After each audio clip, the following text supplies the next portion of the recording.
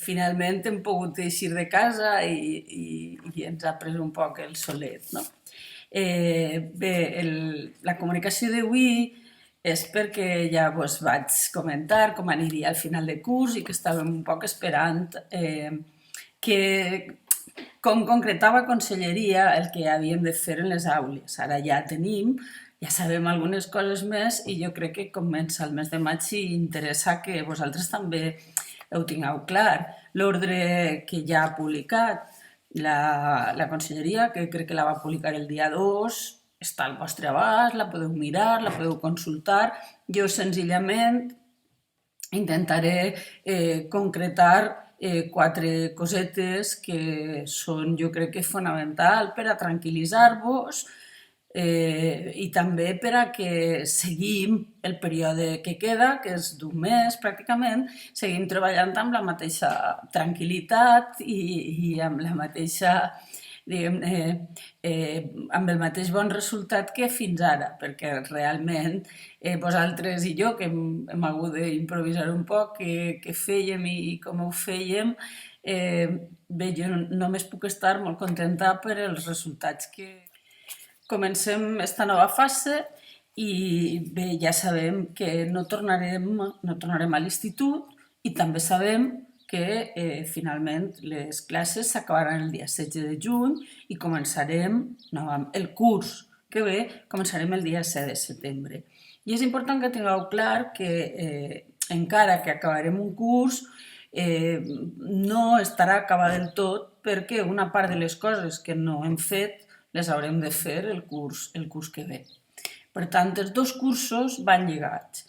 I no només el que farem, sinó quina nota vos posarem, com vos avaluarem i si passareu o no passareu de curs, que és el que més vos preocupa i el que més vos interessa, està relacionat en que enguany el curs no s'acaba com sempre. Com hem fet fins ara, seguirem reforçant i consolidant aprenentatges, que és el que diu l'ordre, i usant metodologies actives, que és bàsicament el que hem fet fins ara. Com avaluarem? Doncs ja sabeu que l'avaluació era i ara més, és una avaluació contínua, per tant, el pes de la primera i de la segona avaluació és un pes fonamental, que estarà ahí, i que serà bàsicament el que decidirà la vostra nota de final de curs. La primera, la segona i el complement, diguem-ne així, de la tercera. D'acord? Per tant, avaluació continuada, molt de pes en la primera i en la segona i un complement de la tercera avaluació. Important. Les notes, tant de la tercera avaluació com de l'avaluació final, seran numèriques, com sempre, de 1 a 10, de 1 a 10, però s'acompanyaran d'un informe individualitzat per a tot el món. Aquest informe promocionareu com a norma, però promoció no significa aprovat general ni aprovat de totes les assignatures. Podreu promocionar de curs, qui està en primer passarà a segon, qui està en primer de batxillerat passarà a segon de batxillerat, qui està en quart de l'ESO obtindrà la titulació, però a continuació ha de seguir estudiant o fent un primer de batxillerat o fent un cicle formatiu de grau mitjà. I aquests informes són els que ens ajudaran a concretar com començarem el curs en setembre. Per tant, és important que aprofiteu ara el temps al màxim perquè començarem en millors condicions. I heu de saber que també es podrà repetir. Serà una qüestió que s'haurà de xerrar de forma col·legiada, igual que la promoció entre totes les persones que vos han donat classe i que serà una qüestió molt extraordinària, no? Ja sé que esteu sentint moltes coses i res millor que anar al que diu l'ordre per a no marejar-vos. Es parla de la promoció com a norma, és a dir, que tot el món, és el que enteneu, suposa, passarà de curs. Però promoció no significa aprovat. Podreu passar de curs, però passareu de curs amb assignatures no superades. Per tant, tot el que no fem ara ho haurem de fer el curs que ve. Per tant, ens interessa fer-ho ara i així comencem en millors condicions. No? Com s'obtindrà la nota de la tercera avaluació? Va? La nota de la tercera avaluació s'haurà de tindre en compte quina ha sigut l'actitud, l'interès i l'esforç durant aquest període no presencial i tenint en compte sempre les dificultats tècniques i, en fi, totes les dificultats amb què hem hagut amb què s'heu enfrontat i ens hem enfrontat. Per tant, aquest treball diari que esteu fent amb mi, més els que ara vos proposaré, són fonamentals per a aconseguir una bona nota de la tercera avaluació, que no tinc el menor dubte que la major part de gent obtindrà. I com serà l'avaluació final? L'avaluació final hauran de tindre present els resultats de la primera i de la segona amb la millora de la tercera. En l'assignatura de valencià per a quart primer de batxillerat i de valencià i castellà per al primer de l'ESO no hem avançat en matèria, no hem avançat temari i estem treballant en la consolidació i el reforç d'aprenentatges. En literatura universal, bàsicament el mateix. Per tant, és fonamental per acabar este mes de maig que seguim en les rutines de treball i que no perdam l'hàbit d'estudi. No vos hem de perjudicar, no en absolut, però tampoc és qüestió d'afavorir a les persones que s'han despenjat del tot sense causes justificades. No?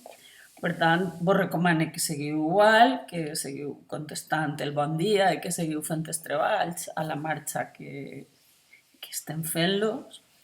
I per a les persones que s'han despenjat i volen reincorporar-se, encara queda tot el mes de maig, el curs no s'ha acabat i, per tant, sempre podem fer aquest esforç final per a que la nota final de valencià siga un aprovat. Cadascú, del 5 al 10, en la nota que hagi anat obtenint al llarg de la primera i la segona i ara en la tercera. No? Jo crec que hem treballat molt i que ara ens queda acabar i que estem provant vosaltres i jo noves maneres d'aprendre.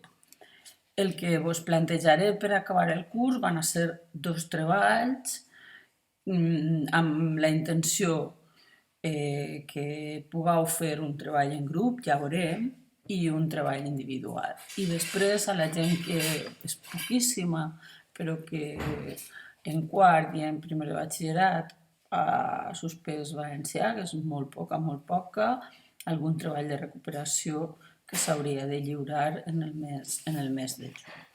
En primer de batxillerat, que se'ns ha quedat ahí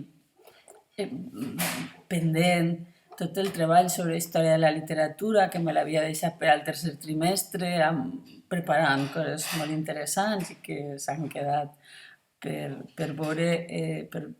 Anem a recuperar el treball de text sobre textos, sobre estructures textuals, sobre presències d'emissor i receptor, però anem a fer-ho intentant lligar-ho tot. No? Aleshores anem a fer-ho a través de textos descriptius, que és el que anem a veure, i recuperarem a Francesc Eiximenis, que ja el coneixíeu, i vos introduiré a Aurora Bertrana, de manera que amb Aurora Bertrana viatjarem a la Polinèsia i amb Eiximenis ens quedarem a la ciutat de València. Seran textos molt breus i serà un treball sobre aquests textos. No? I després, com que ens havíem quedat ahí enganxades amb la poesia, vos tornaré a proposar una creació poètica, però esta vegada la creació poètica estarà inspirada en l'amor cortès i en la poesia trobadoresca, de manera que coneixereu trobadors i trobairits i a partir d'ahí farem un joc. I també introduiré un treball voluntari que qui tinga interès ja m'ho dirà, una lectura voluntària d'un breu capítol, un capítol de mostra d'un assaig que segur que vos interessarà, perquè diguem que té un títol molt provocatiu que no vos vaig a dir, no vos vaig a comentar, ho deixo ahí.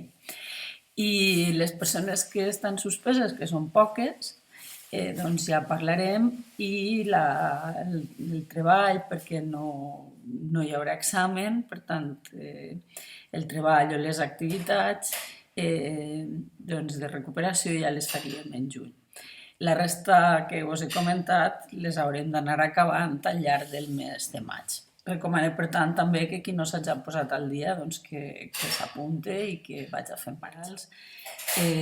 Vos salude amb un bon dia, amb un vídeo que heu d'escoltar i mirar, i una resposta brevíssima amb un cert to d'humor, diguem-ne, que és l'única activitat que vos demane diàriament. I vos la seguiré demanant perquè per a mi aquest bon dia és el contacte amb el meu alumnat, que també és molt necessari i que enyore. No sé si us ho creureu, però és cert.